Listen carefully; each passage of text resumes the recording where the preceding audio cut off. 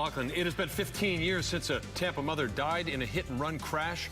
Troopers never found who hit 27-year-old Krenisha Holmes.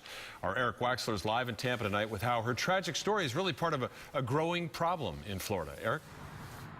Yeah, all these years later, and the pain of losing a beloved family member in such a senseless way is still very strong for that family. It's one of many unsolved hit-and-run cases that seem to be plaguing the entire state.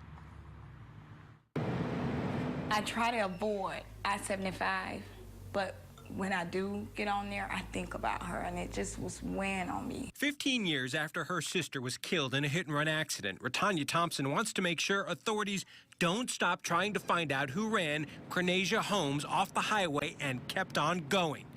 And I was like, we have to find justice for Nidra. The crash happened in the early morning hours of April 2nd, 1998, just south of the Fletcher Street exit on I-275.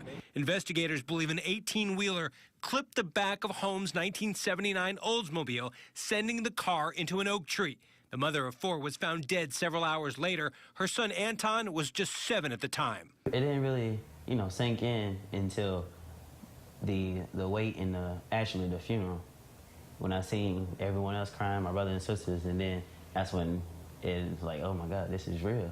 The Florida Highway Patrol says the number of fatal hit-and-run accidents are on the rise. Overall, authorities say there were almost 70,000 hit-and-runs in 2012 alone. 168 people died in those crashes. They are trying to get the word out all around the state that drivers who leave the scene of an accident can face serious consequences if they don't do the right thing. When there's a hit-and-run traffic crash, drivers are required, it's their responsibility to stop, render aid for people who are injured, people that are killed in crashes.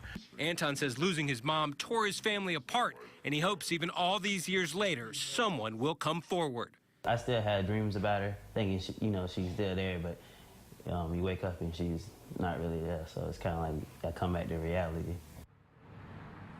Holmes was supposed to be married the month after she ended up dying in that crash. FHP says if you're involved in an accident, make sure to exchange information with the other driver in case they end up leaving the scene.